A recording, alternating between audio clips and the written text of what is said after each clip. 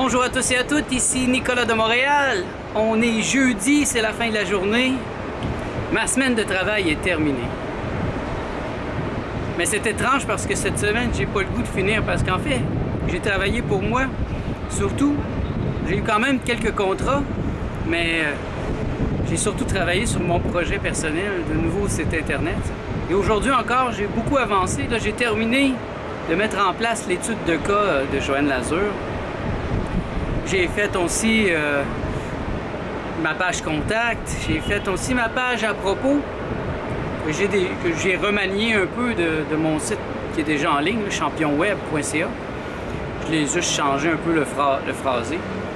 Et là, je vais commencer à faire l'étude de cas d'un autre de mes gros clients, ça s'appelle l'école de Tianchi.com.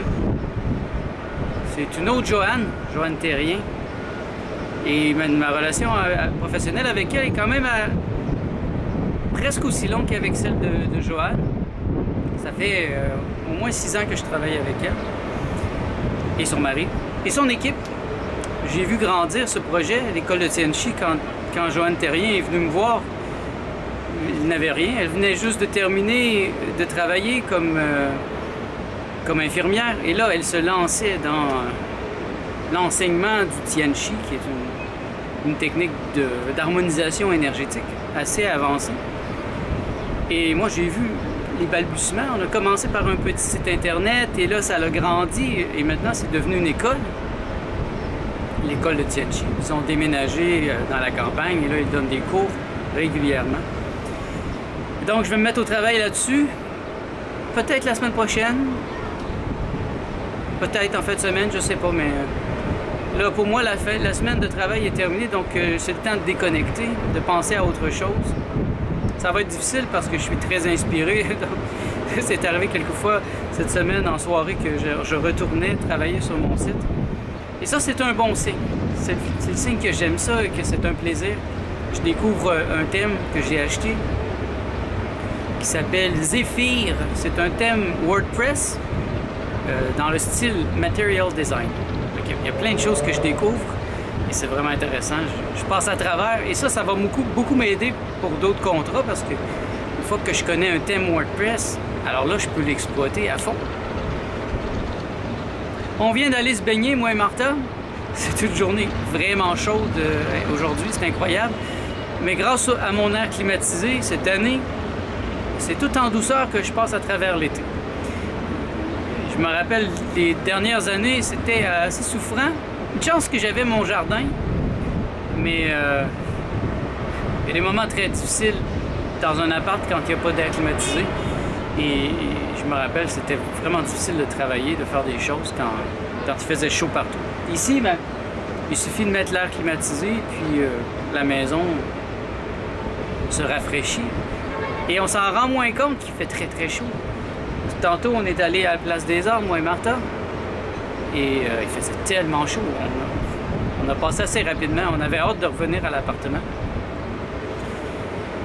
Et moi, j'avais surtout hâte de revenir travailler sur mon site internet. J'aime ça faire ça. C'est drôle parce que quand j'étais enfant, ça n'existait pas, hein, les sites internet. C'était pas un concept important. Si on faisait de la promotion, on passait par les journaux, ou les billboards, les publicités sur les routes, mais pas par l'Internet. Et quand j'ai découvert les sites web, quand j'ai découvert Internet, en fait, vers 21 ans, à l'université, par chance, j'avais un ami qui était en communication graphique, merci Nicolas, et il m'enseignait comment faire du HTML. À l'époque, c'était du HTML, il faut être programmé. Et j'ai réussi à faire quelques sites web comme ça. Et ça a resté. J'ai toujours, de mémoire, à partir de l'âge de 21 ans, j'étais toujours en train de travailler sur un site web. Pour présenter mes peintures, mes bandes dessinées. Et après ça, j'ai fondé Ultra Jambon. Je pense pas que le site est encore en ligne. Ultra Jambon, c'était un site... c'était un fanzine internet où je présentais de la bande dessinée underground. J'avais du plaisir à faire ça. C'est juste vers l'âge de 33, peut-être que j'ai découvert Joomla et qui m'a permis de faire des sites web à un autre niveau. Là, c'était différent. Joomla permettait d'avoir plusieurs administrateurs. Donc, si moi je fais un site internet pour un client, je peux lui montrer comment faire les changements. Et il y a juste à rentrer à l'intérieur de WordPress et il peut les faire. WordPress est un programme très connu, très utilisé. Et puis, après ça, j'ai découvert WordPress. WordPress me semble plus féminin, plus créatif. Il est plus facile à travailler pour moi. Et là, je tombe en amour avec WordPress. Et je fais des miracles avec ça. J'opère le miracle. Franchement, je sens que j'opère le miracle. Mais ça, c'est dû, bien sûr, à tout le travail que j'ai fait avant. Toutes ces heures que j'ai passées à dessiner sur mon cartable à dessin, à faire du dessin d'observation, à faire de la peinture, à faire des bandes dessinées, de la musique.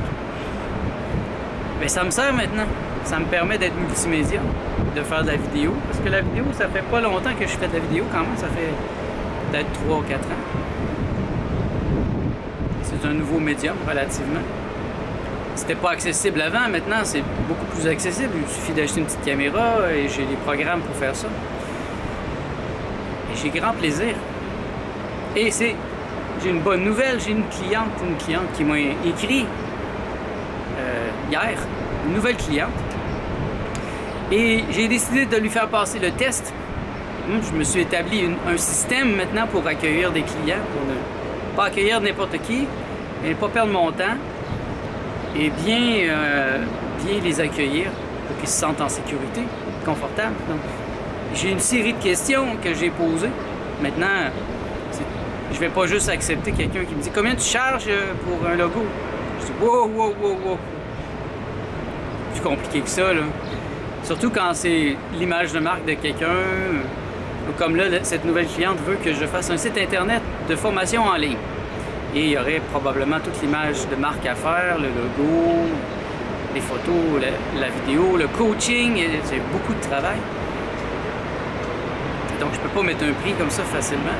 Et c'est ça, je lui ai envoyé il y a à peu près une douzaine de questions. C'est des questions assez sérieuses sur son entreprise.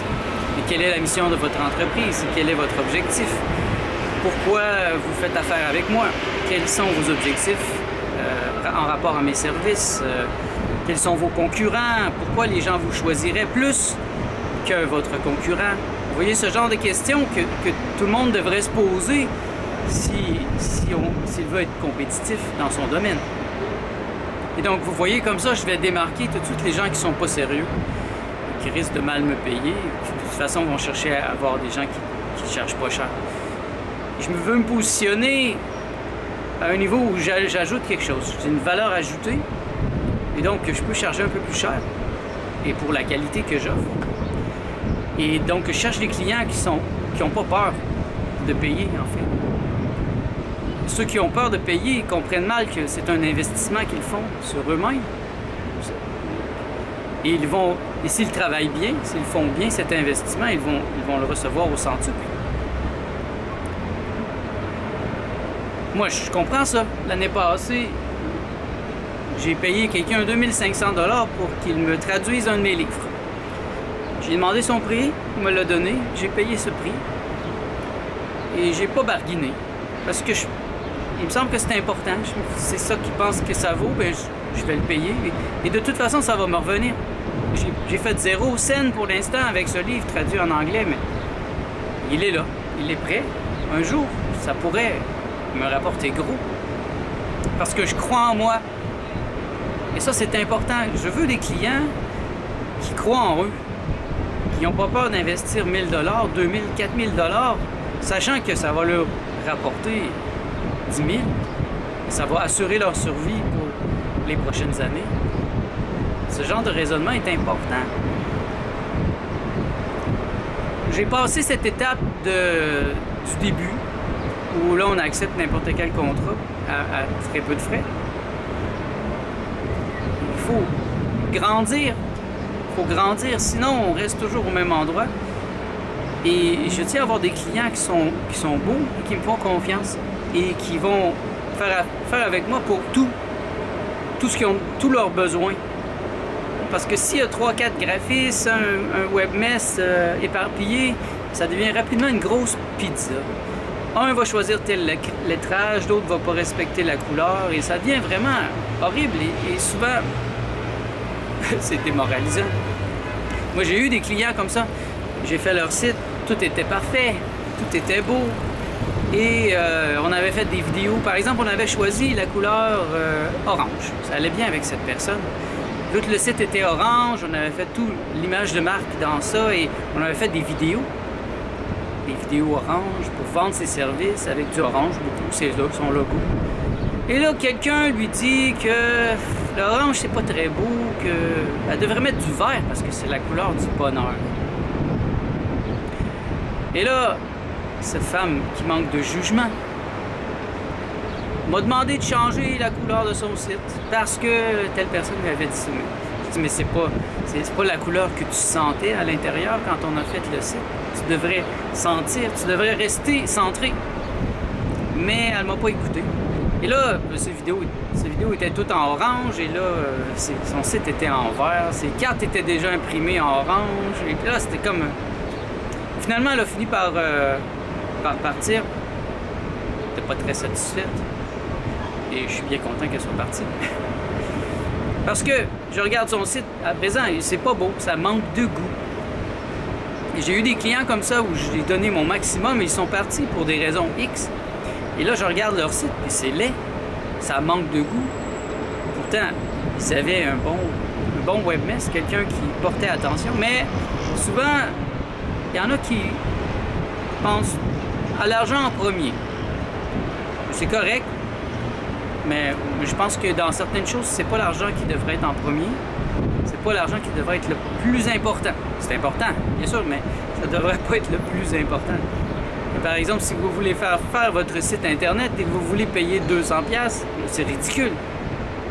Vous allez avoir quelque chose tout croche qui va vous casser dans les mains. C'est comme aller acheter chez Dollarama. Ici au Québec, on a le Dollarama, c'est une place où tu vas acheter des choses à 1$ ou 2$. Et bien sûr, ça finit par te casser dans les mains, c'est cheap.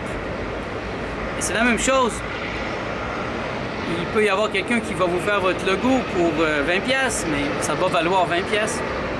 Alors qu'un autre va vous le faire pour 400, 200$. Et il va y avoir toute une intention en arrière. Et ça va vous servir, ça va emmener des gens, ça va être bien fait.